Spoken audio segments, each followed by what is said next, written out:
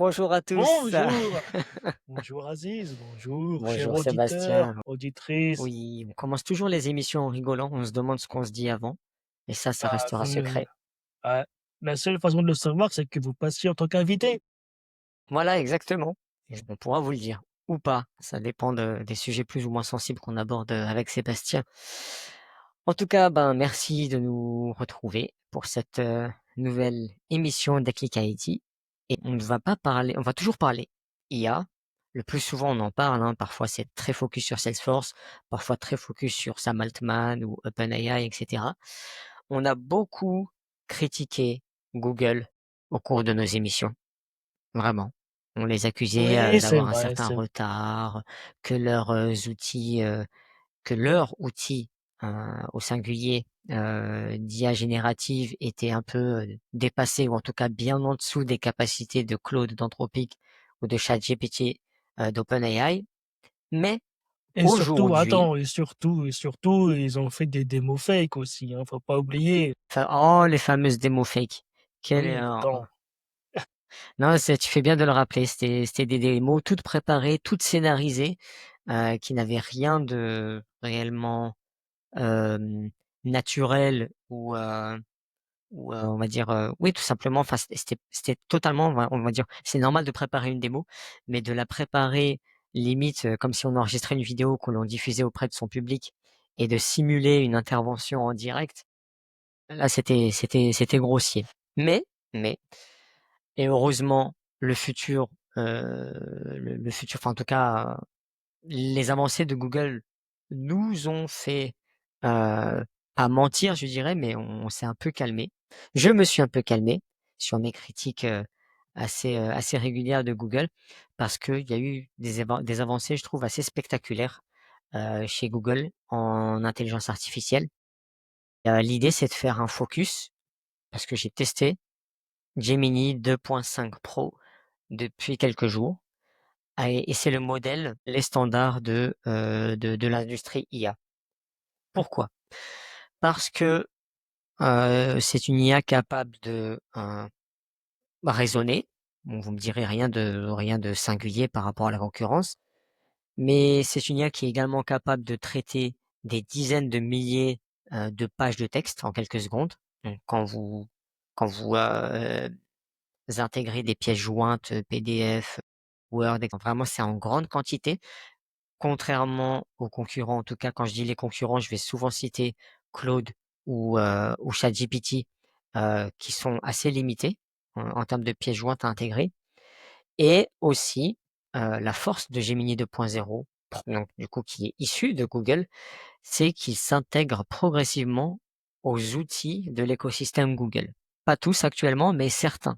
Ils ont déjà commencé dans certains. Je vais en parler d'ailleurs, notamment avec Gmail. Et la promesse de Gemini 2.5, 2.5 Pro, je vais dire 2.5 sinon ça fait trop long, c'est d'associer euh, une stratégie globale qui va positionner Google comme un leader finalement face à ses concurrents. Alors que dans le passé, qu'à très récemment, Google occupait vraiment la place du fond du bus, quoi. Contrairement à OpenAI et Claude, voire même Grok Oui, 3, oui. Pas qui forcément le montait de fond plus du en bus plus, du quoi. bus, mais bon, ouais, le fond du bus pour l'instant, Un c'est peu quand Apple. même. Mais bon, Oui, oui, oui, c'est vrai. Bon, non, Apple, il est pas dans le bus. Apple n'est même pas dans le Bon, c'est bus. Ah oui, voilà, Apple n'est même pas dans ça. le bus. Bon, au moins Google, il y a une petite place, tu vois? Mais Voilà, c'est maintenant, ça. alors, Et c'est en puis, train de changer. oui. Bah, clairement, en tout cas, moi, c'est ce que j'ai ressenti en lisant les derniers commentaires ou les dernières réactions sur X, ex-Twitter. Donc vraiment, il y a des gros gourous ou vraiment des chaînes très sérieuses et très rigoureuses qui suivent l'actualité IA. Et Gemini 2.5 Pro devient vraiment un, un outil euh, qui, par les témoignages des professionnels ou des addicts de ces outils-là, devient en termes de capacité de pertinence de résultats supérieur à ChatGPT en certains points. Quand je dis ChatGPT, c'est la dernière version, hein, et supérieur à Claude dans d'autres points.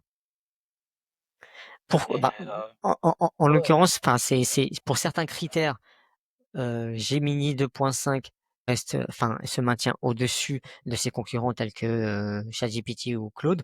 Pour d'autres critères, il reste en deçà, notamment par rapport au code. Pour le code, apparemment, Claude 3.7 d'Anthropic reste au-dessus du lot. Au niveau où ils sont vraiment en première position en termes de capacité de pertinence de résultats et d'exactitude aussi de résultats. Et ce que je voulais dire d'autre, c'est que par pour en revenir à Gemini 2.5, donc l'idée, c'est ça. Ce qui est mis en avant officiellement, en tout cas par Gemini 2.5, j'ai pas encore concrètement su ce que ça voulait dire, mais ils indiquent qu'ils ont une capacité à gérer, j'avais lu 2 millions de tokens qui lui permettent d'analyser des documents techniques, heu, on va dire dans leur entièreté, des bases de C'est ce que code tu ou même disais. des transcriptions vidéo. Les tokens, c'est ce que tu disais au début, en fait. C'est la capacité à comprendre, en fait, comprendre, à mémoriser le Les contexte. documents Bah, les documents, tout, en oui, fait, même les prompts, même tout en l'historique des fait, mais prompts et tout et ça. du Donc coup, c'est la c'est quand même «mémoire» entre guillemets. de mémoire, c'est plus que les limites d'OpenAI avec son dernier modèle. Ah, Faudra que c'est je beaucoup vérifie plus. ça. Oui, pour le coup, j'ai pas le nombre, le chiffre exact, mais oui, effectivement, ça, c'est beaucoup plus. D'un autre côté, pour les développeurs, Gemini 2.5 reste intéressant parce qu'il s'intègre à ce qu'on appelle Vertex AI, qui est un autre outil Google, dont j'ai appris l'existence récemment. Et Vertex AI, c'est la plateforme cloud de Google. Et l'idée, c'est que en fait, ce Gemini 2.5 intégré à Vertex AI va offrir une personnalisation des coûts et de la vitesse de traitement. Et par exemple, s'il y a un besoin d'une réponse ultra rapide pour un chatbot client, par exemple, laisse-moi restructurer ma pensée. Avec Vertex AI, les développeurs derrière, ils peuvent gérer le développement d'applications assez rapidement, mais aussi en ayant des résultats et des correctifs pertinents provenant de Vertex AI par l'intermédiaire de Gemini 2.5 qui est intégré dedans. Et donc ça, c'est un des outils parmi tant d'autres, mais en l'occurrence, c'est ce que j'avais vu d'autre. J'avais vu que, on va dire, pour en rester sur l'intégration, dans l'écosystème, Google, Gemini, ce que je ne savais pas jusqu'à maintenant, est intégré à Google Workspace. Donc pour offrir notamment, des résumés d'emails, dans Gmail ou des suggestions de documents, qui sont intégrés dans le Drive. Des analyses dans les sheets, et j'avais vu aussi qu'il était intégré à Google Search. Bon après, je sais pas, on va dire dans quel use case je pourrais mettre en avant, mais en tout cas, c'est le cas officiellement. Donc Gemini est intégré à Google Search et je pense que, si on prend du recul, on pourrait très bien imaginer des cas d'usage, qui seraient intéressants pour ceux qui utilisent Google Search, ce qui n'est pas mon cas, mais c'est toujours intéressant à savoir. Et enfin, il est intégré, toujours Gemini, à Android Studio. Donc ça, c'est aussi principalement dédié aux développeurs, comme c'était le cas de Vertex AI, pour la génération ou le débogage de code.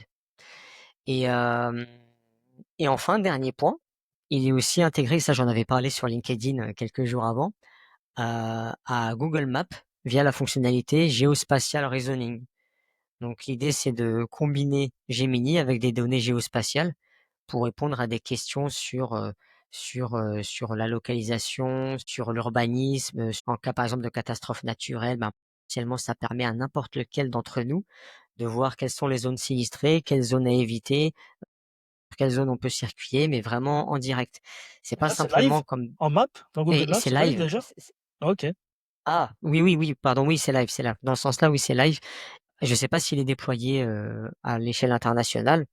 Chose qui est certaine, c'est qu'aux États-Unis, c'est le cas. Il y a beaucoup de particuliers sur Twitter, en tout cas basés en Amérique du Nord, qui ont testé cette fonctionnalité-là, et c'est assez bluffant. Et par contre, il y a aucune trace qui indique que c'est déployé partout dans d'autres zones géographiques comme en Europe ou en Asie. Pour le moment, j'ai pas cette information-là, mais en tout cas, ça laisse présager que Gemini 2.5 serait déployé sur l'ensemble finalement des outils de l'écosystème Google. Et quand bien même On aimerait pouvoir faire des choses plus rapidement sur Gmail ou, je sais pas moi, sur Google Maps. Enfin, il y a des tas de cas d'usage finalement qu'on aimerait mettre en place grâce à l'intelligence artificielle et peut-être que Gemini 2.5 sera la réponse et le moyen, de répondre à nos aspirations sur Google. La force de Google, c'est vraiment de maintenir, d'avoir vraiment, pénétré le marché, et surtout fait en sorte que ses utilisateurs soient fidèles depuis quasiment 15 ans, voire 20 ans. Depuis notre utilisation du moteur de recherche Google jusqu'à la gestion de notre compte Gmail.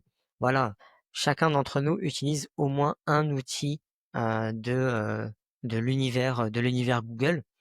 Et je pense que Google a cette force que n'a pas OpenAI, que n'a pas Anthropic ou tous les autres concurrents, c'est qu'avec, leur outil Gemini, ils peuvent clairement booster chacun de leurs outils de l'écosystème Google et dans le même temps améliorer concrètement, nos usages et notre expérience finalement avec l'écosystème Google, mais vraiment l'améliorer considérablement. Maintenant, reste à voir quels seront les usages que Google pourra nous permettre, d'effectuer, les nouveaux usages que Google pourra nous rendre possibles via Gmail, via Google Maps, via Drive, via Google Search, même si, voilà, je suis pas un aficionado de Google Search.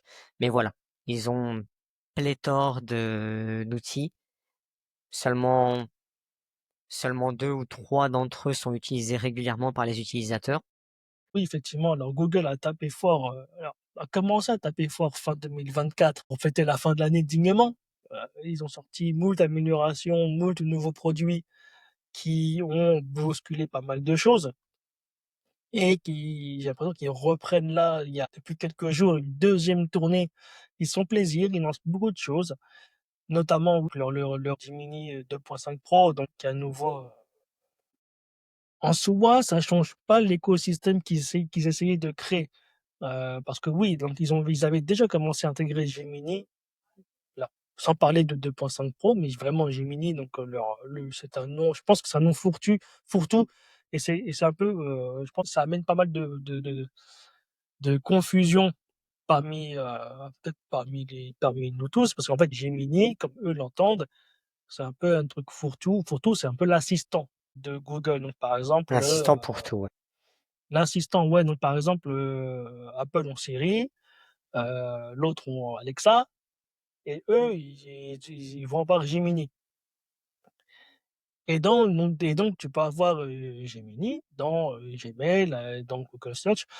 En fait, tu l'as déjà vu, hein, Gemini dans Google Search. C'est juste, tu tapes n'importe quelle requête dans Google Search et après tu as un petit résumé juste en bas. C'est Gemini, c'est tout, hein. Oui, Après ça va pas chercher, bien loin. Hem et donc, ouais, ils ont un, modèle, donc Gemini 2.5 Pro et donc c'est vraiment le cerveau, en fait, qui derrière Gemini. Tu vois? C'est un peu, tout comme ils ont Gemini Flash, par exemple, qui est un autre modèle. c'est Donc c'est ça, un oui, peu en fait, j'ai pas fait le tour de tous les modèles, mais c'est vrai qu'il commence à en avoir pas mal, et il commence aussi à être, très communicant et très agressif au niveau de la communication, un peu au même titre que Sam Altman ne le fait pour OpenAI. D'ailleurs, la différence, c'est que OpenAI ne communique que grâce à la figure de Sam Altman, son PDG, donc c'est vraiment Sam Altman qui communique régulièrement sur les avancées. Là où Google va utiliser des comptes officiels, Google AI ou Google DeepMind ou Gemini le CEO, pour communiquer. même le CEO de Google qui est très actif, hein, sur X. Pas autant que Sam Altman, pas autant, je Bah, trouve, hein. En attends, tout cas c'est différent parce qu'Antman, j'ai pas l'impression qu'il c'est plutôt high level. Je sais pas pourquoi, mais je le crois pas quand il parle, en fait et même quand il tweet. Alors que l'autre, c'est vrai que oui, le CEO de Google est plus actif sur la communauté. Il pose pas mal de questions, il réagit à l'actu, non pas juste l'actu que Google produit, mais l'actu de l'IA en général.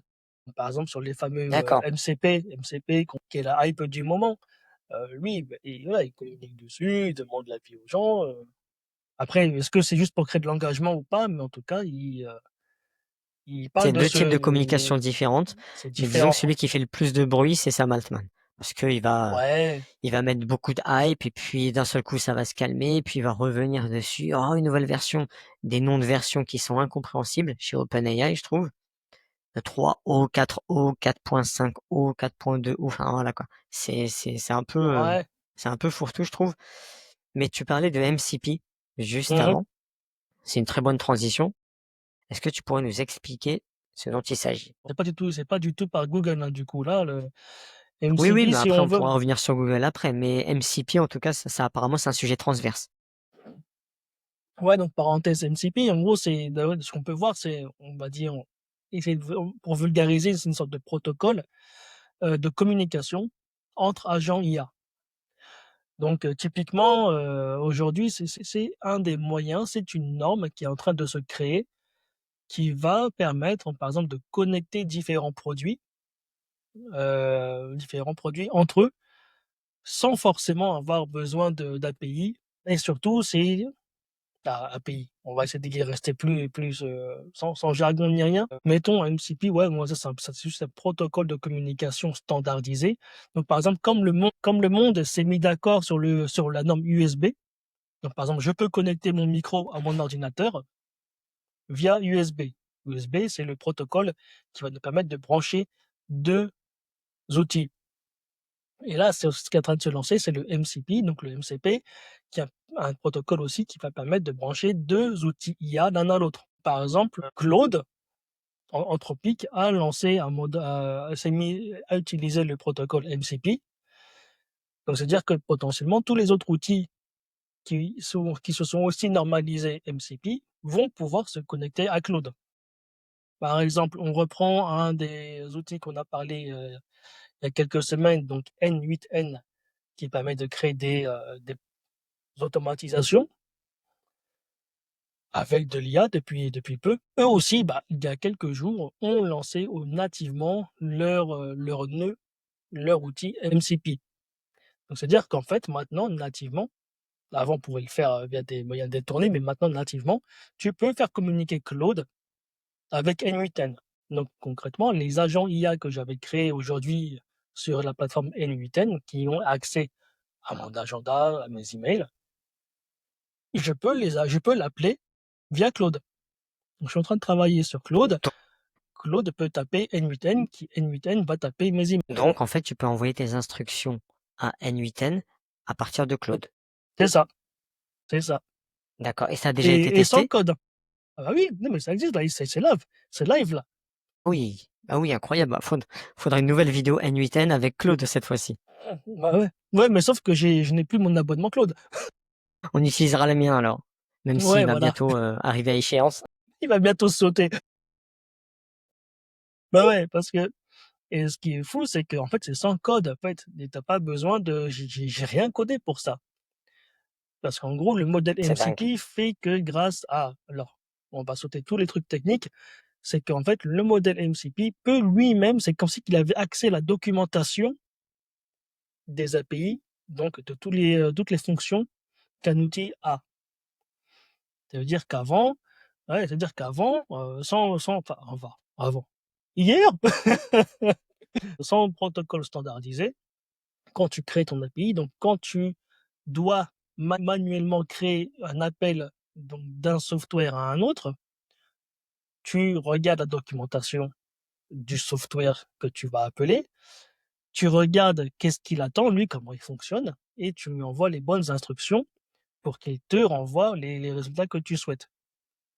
Sauf que maintenant, tu n'as plus besoin de ça si tu passes par le MCP parce qu'on va dire que le MCP connaît la documentation du software que tu appelles, donc tu même pas besoin de le configurer. Tu vas juste dire envoie-moi l'adresse, envoie l'email. Et donc, en fait, tu n'as pas besoin de trucs techniques parce que le modèle va comprendre. Ah, il veut envoyer un email, donc je vais aller chercher techniquement à quoi ça correspond et je vais faire les bonnes instructions. Mais il faut que tu mettes quand même en place le flow plus ou moins complexe nécessaire sur N8. Il faut que tu mettes le flow, ouais, mais du coup, qui se décomplète. Alors, aujourd'hui, je trouve que on est dans Newton, on est une version un peu de ce qu'ils pourraient faire avec les MCP, c'est-à-dire qu'ils sont un peu limités pour l'instant. Euh, donc, il reste un peu plus ou moins complexe, mais vraiment, c'est accessible. Hein, je suis sûr, enfin, demain, quelques jours, semaines, je Ouais. suis quasiment sûr qu'ils vont faire une mise à jour qui vont nous permettre de créer un flow en limite en une étape et que l'IA et que le MCP se démerde en fait. Quasiment, ouais, c'est quasiment certain. Quasiment certain, ça veut rien dire, non? Parce qu'en gros, c'est quasiment ou certain. Oui, non, mais c'est certain. On peut dire c'est certain. Tout. Voilà. Et ouais, faudrait qu'on se fasse une petite démo. Quand je pense qu'on aura cette version-là de MCP dans N8N, je vais créer un flow en live. Ça va se prendre 5 minutes, je pense, et on va s'amuser, quoi. Non, clairement, ça peut être super intéressant.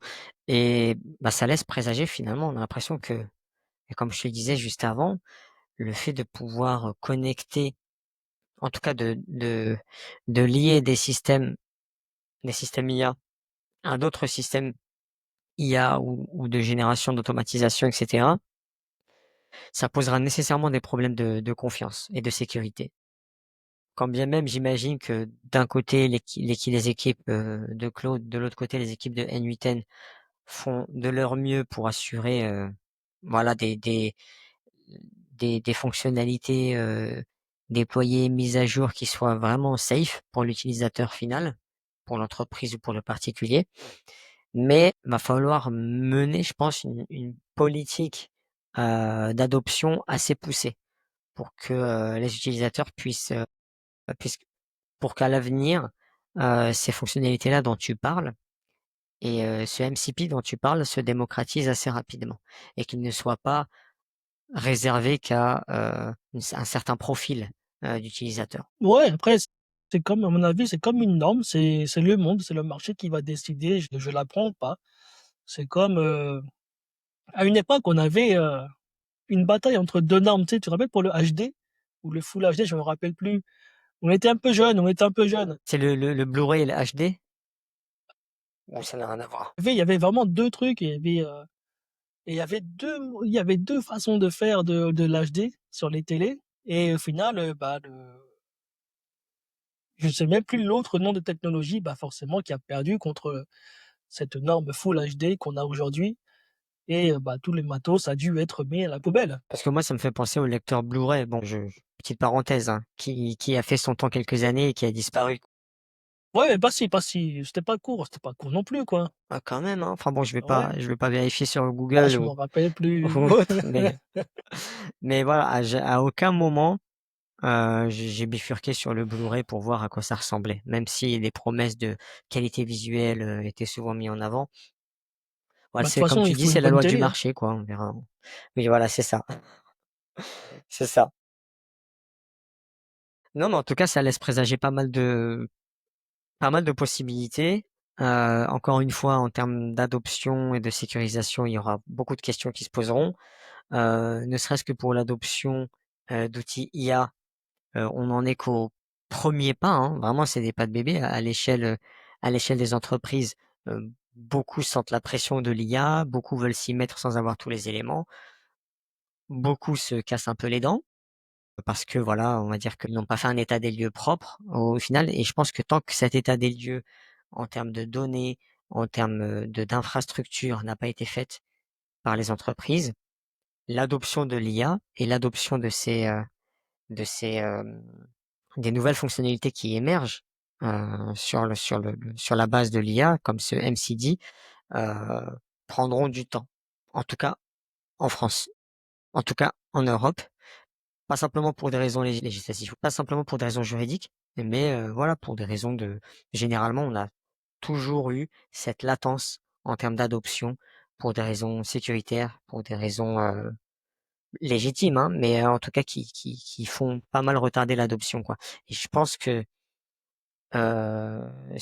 cette fonctionnalité-là dont tu nous parles, qui permet d'intégrer des systèmes à d'autres systèmes IA, sera beaucoup plus adopté, beaucoup plus rapidement dans des pays comme aux États-Unis ou en Chine qu'en Bah, Europe. ou pas, parce qu'en gros, il faut se mettre c'est une norme. Donc après, n'importe quelle entreprise, n'importe quel pays peut créer sa propre norme. Oui, Donc c'est au vrai. final, ça se trouve, ils vont utiliser un autre truc en Chine, en Europe, ils vont se tourner sur un autre truc, on ne sait pas. Même Google aussi essaie de, je crois que c'était peut-être aujourd'hui d'ailleurs, ils ont lancé un protocole qui s'appelle, agent to agent, qui va permettre aux agents de communiquer entre eux. Alors ça s'est tombé, là, je me sens que c'était vraiment aujourd'hui, il y a quelques heures, donc bon, pas forcément creusé encore. OpenAI aussi peut-être va lancer son propre truc aussi. OpenAgent, on ne sait pas. OpenAgent qui va permettre aux agents d'OpenAI de dialoguer entre eux. Nous verrons. Mmh. Mais en tout Bah, cas, écoute, l'idée d'avoir une norme, ça va accélérer pas mal de développement, hein. Tous ceux qui qui s'amusent, ou en tout cas qui créent des SaaS, là, le week-end, bah, ça va accélérer encore plus les choses. c'est ça, c'est ça et très brièvement parce que c'est vraiment un sujet que je voulais mettre sur la table. Ça va être très rapide, hein. On revient un petit peu sur les premiers sujets avec Gemini 2.5. Mais en fait, j'aime bien faire des comparaisons pour mieux me rendre compte des avancées et des développements de chaque entité. Donc avec Gemini 2.5, Google a l'opportunité vraiment de booster ses outils. Gmail, Drive dont on parlait, etc. Et c'est dommage, j'ai l'impression pour OpenAI et Microsoft d'avoir manqué ce coche. Ils l'ont pas manqué, mais on va dire qu'ils avancent moins rapidement dessus. C'est que Microsoft pouvait très bien exploiter OpenAI pour optimiser l'utilisation de son Ouais. écosystème. Donc Office ou d'autres outils liés à Microsoft. Et j'ai l'impression qu'ils sont moins avancés sur ce point-là côté Microsoft. Ouais, mais apparemment ça arrive. Alors, tout au début, ils ont essayé quand même, mais il était les versions copilotes embarquées de copilotes qui étaient pas forcément utiles, qui étaient pas C'est forcément ça. pertinentes. Hem, Toutes les features qu'on nous a promis, peut-être il y a 2 ans, arrivent seulement maintenant, en fait, progressivement dans les copilotes. On traduit, par exemple, il y en a, j'ai vu il y a quelques jours, il y en a qui se sont vraiment émerveillés du fait que maintenant Copilot peut traduire un PowerPoint entier. Donc voilà, tu es en train de travailler sur une presse, tac, tu dis, «Vas-y, traduis-moi tout ça». Hop, ta presse se duplique en langage que tu veux. Bon, ça arrive. Et aussi, ils se sont pris quelques tollés aussi, hein, par rapport au fait une fonction qui était censée aussi, enregistrer tout ce que tu fais sur ton ordinateur, et que du coup tu peux, requêter ton ordinateur pour, rechercher l'information. «Tiens, j'ai vu un truc, un produit, que je cherche en cadeau, que je veux acheter, c'était quoi?» Et tac, il se souvient parce qu'il enregistre tout ce que tu fais, et donc ça fait un tollé parce que, eh beh, c'est pas très réglementaire ce truc-là. C'est vrai. Conformité, des datas et tout. Donc voilà, j'ai là, il y a des choses qui à cadrer aussi. Mais ça arrive, je pense que ça arrivera bientôt. Ils font ça dans le feutré au fur et à mesure, mais ça reste très professionnel, Microsoft encore, de toute façon, Ouais. forcément. J'avais Contrairement à j'avais une, Google, j'avais d'autres choses à dire, pas pour meubler évidemment, hein, mais j'y pensais pendant que tu en parlais. C'est une question pour toi, Sébastien. Parce que moi, à chaque fois, je me pose la question et j'arrive pas à trouver de réponse tellement je suis surpris à longueur de semaines et de nouvelles qui arrivent. Comment tu imagines les choses? Bah, allez, admettons début 2026. D'un point de vue euh, progrès technique ou progrès technologique ou nouveaux usages de l'IA. non, mais ça, c'est une question pour un épisode spécial normalement ça. C'est qu'on n'a pas d'idée pour un épisode, tac, on se pose une question comme ça, un Non, peu non, passée. absolument pas. Non, non, parce que pour moi, voilà, on a évoqué les sujets qu'il fallait et moi de mon côté, je me disais, mais c'est vrai que, enfin, moi je trouverais ça intéressant d'avoir nos avis respectifs, à commencer par le tien sur comment tu vois les choses en 2026. Ça sonne un peu comme un entretien bidon, basique. Je veux pas t'en Début donner l'impression en tout cas, mais c'est début intéressant, je trouve. 2026, honnêtement, je sais pas parce que là, je me suis, j'ai fait un filtre, hein, tu sais, de tout ce qui est, grands PDG de non, PDG de grandes entreprises de l'IA qui font des prédictions comme ça presque tous les jours. Oui, à la fin de l'année, on a l'AGI, à la fin 2030, on aura la super intelligence. Mais bon, j'ai arrêté, je réagis pas à ces trucs-là. Limite, c'est toi en fait, limite ou les autres qui me mettent sous le nez parce que voilà, ça sert à rien au final à chaque fois qu'on nous fait une prédiction, bon, surtout quand c'est un président dans c'est pris. Voilà, non, on sait que ça c'est des effets d'annonce. Donc toi, t'es pas dans cette optique-là. À 2026, non. En tout cas, comment on voit les choses, voilà, au stade où ça va très, très vite, c'est sûr, mais bah, ça va pas aussi vite qu'il y a 2 ans, d'accord? Heu, 2026, à mon avis, pour l'instant, bon, on n'est pas envahi par les robots, on n'a pas Skynet, on continue notre vie tranquille. Peut-être on a des ou sûrement on aura des outils, les modèles seront un peu plus intelligents, un peu plus rapides, mais d'ici 2026, pour moi, il y a pas de grosse révolution. Il J'en y aura fais pas pas de tant. grosse rupture, quoi. Surtout dans nos métiers, dans la vie du quotidien de tout le monde, ça va. Si tu es créatif, ah bah tiens, tu pourras t'amuser à créer des vidéos un peu plus longues, un peu plus facilement, mais tu vois, ça va pas, révolutionner ton quotidien. Ça révolutionne déjà les créatifs, donc les publicitaires et tout ça, parce que finalement, tu peux au final, il y a aujourd'hui, on a tout ce qu'il faut pour créer des pubs entièrement générées par l'IA. On en voit arriver, parce que tu peux créer des images très réalistes et tu peux les animer. Et tu peux créer des musiques pour les mettre par-dessus. Aujourd'hui, les vidéos qu'on peut créer sont très, très courtes, hein, c'est de l'ordre de, on va dire, en moyenne 5 secondes. Mmh. Mais mis bout à bout, en fait, quand tu regardes, en fait, un film ou même une publicité, tu très rarement des plans qui durent 5 secondes. Donc au final, tu Ouais. crées un plan, t un plan que tu emboîtes et ça fait une séquence. Donc aujourd'hui, c'est comme ça que tu as des pubs qui arrivent peut-être de 30 secondes et bah, en fait, c'est des enchaînements de petits films de 5 secondes. Non, Pour bah, les écoute, non, créatifs pour les créatifs, c'est pas mal. Après pour nous et puis pour le quotidien, bon, début 2026 en tout cas, moi je pense que, c'est, business as usual. voilà, tu pourras écrire plus de prompts qu'avant, quoi, mais ce sera pas révolutionnaire. Non, tu pourras je pense que tu pourras avoir des meilleurs résultats. Et peut-être qu'on a atteint une vitesse de croisière finalement. Pas pour nous, pour les utilisateurs en tout cas. Je pense pas on va pas se considérer comme, comme builder, hein, on va pas créer des applications, en tout cas pour l'instant, pas de gros trucs, ne serait-ce que pour le à part pour le loisir. Ouais, non, voilà. Pour les devs, peut-être, il y aura pas non plus de grosses ruptures non plus. Ça va aller plus vite.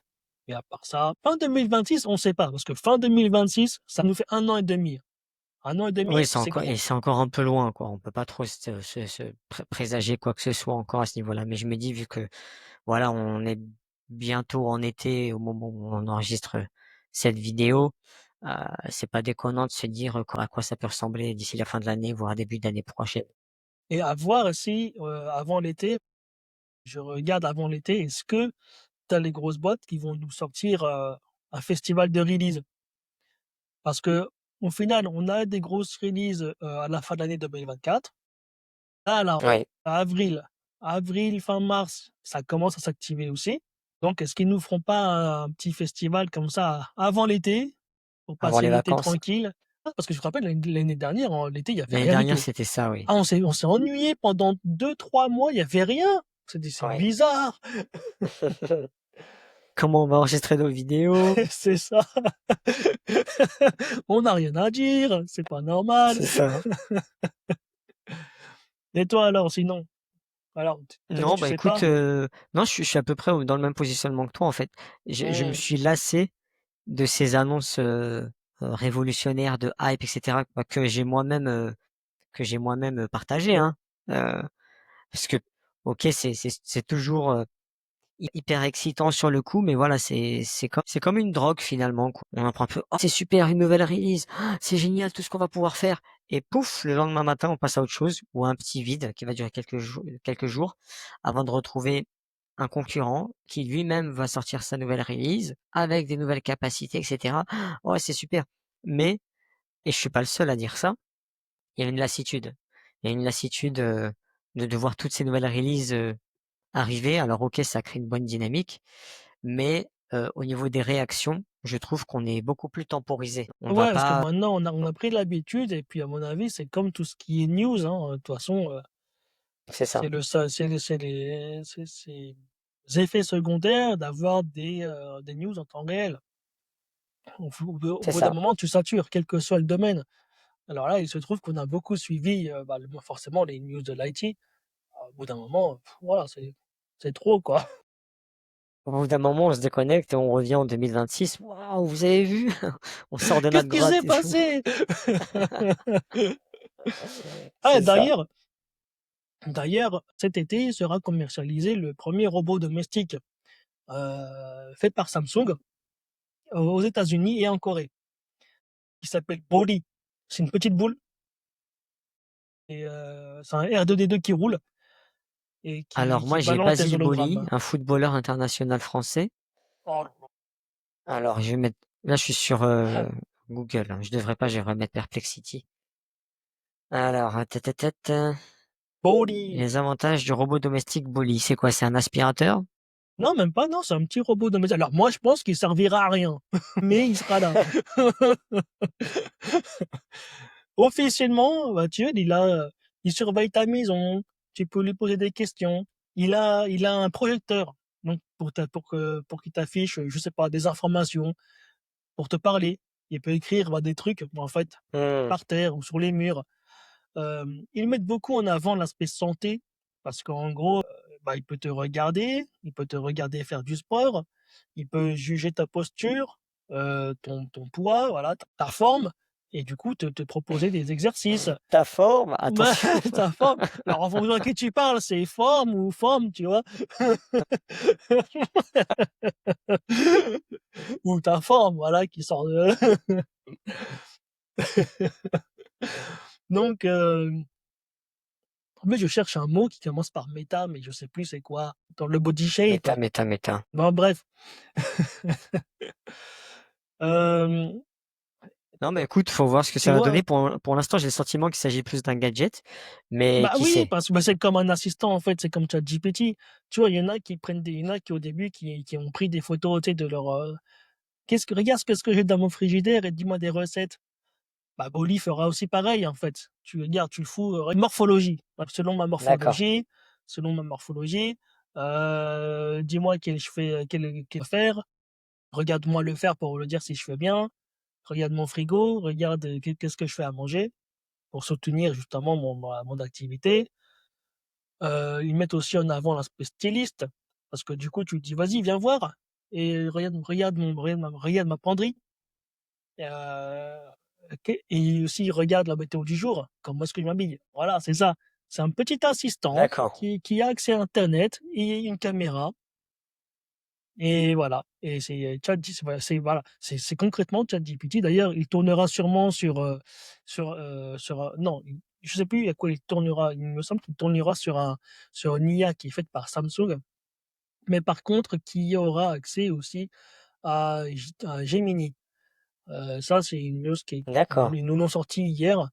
Il aura accès aussi à Gemini pour, je sais pas quoi, mais bon, voilà, c'est tant mieux, peut-être, mais voilà, donc c'est-à-dire qu'en gros, c'est un Gemini qui aura accès à une caméra et accès à internet. Voilà. Pour l'instant, c'est pour ça, pour moi, je trouve qu'il servira pas à grand chose, mais il sera là et ça va Oui, il commencer sera comme ça. là et je pense que ça pourra donner des idées à d'autres concurrents qui pourront potentiellement, à partir de là, proposer d'autres cas d'usage plus intéressants. Mais c'est vrai que là, 1er coup d'œil, oui, bon, c'est bien que ce soit commercialisé, hein. Bah, Ils c'est ont une fait une petite étude de boule marché finalement, donc il y a potentiellement ça pourrait marcher, donc à voir. En tout cas, ou pas, voilà, peut-être que ça servira juste à ballon de foot pour Optimus. c'est ça. Ouais, non, bah, écoute, faut voir ce que ça va donner. Moi, de mon côté, c'est vrai que je suis pas encore spécialement convaincu, mais à un moment donné, on trouvera bien un concurrent qui trouvera, le cas d'usage, super intéressant, super convaincant qui nous fera sauter sur le nouveau produit. En tout cas, bah, je ne savais pas. Merci pour cette info, ô Mais je t'en combien, prie, disruptive. reviens de ta voilà. Bah, ça se trouve, on aurait du coup, ça se trouve, on aurait une news à parler pour l'été. On disait que l'été sera calme, mais Bah, s'il oui, les lance clairement, il y aura vraiment à forcément l'heure, des tu me verras comme ça, bah, j'habite en Corée, comme du coup, forcément, tu me verras avec la petite balle: «Hé, regarde!» un unboxing en direct. Ah bah, Ce là, serait pas mal ça. ouais, bah, par contre, cotisez un petit peu parce que franchement, moi, je vais pas l'acheter, tout seul. C'est quoi Je le vais mettre un tarif? Le je ne sais pas du le tout, prix d'entrée? mais mettez ce D'accord. que vous mettez un max au cas où. En plus avec les nouvelles politiques tarifaires en vigueur, hein, voilà, faut bien Ah économiser, hein. j'avoue. Je sais Bon, bah, en pas, tout il cas, va être fabriqué en Chine, c'est sûr.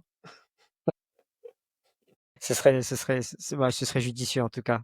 Merci beaucoup Sébastien, merci à tous. On C'est arrive à la fin de l'émission et puis comme toujours, c'est un plaisir et bon, bah, on se dit, partagez. à très bientôt pour, À la le semaine prochain prochaine. épisode. Merci Seb, Salut. merci tous. Bye.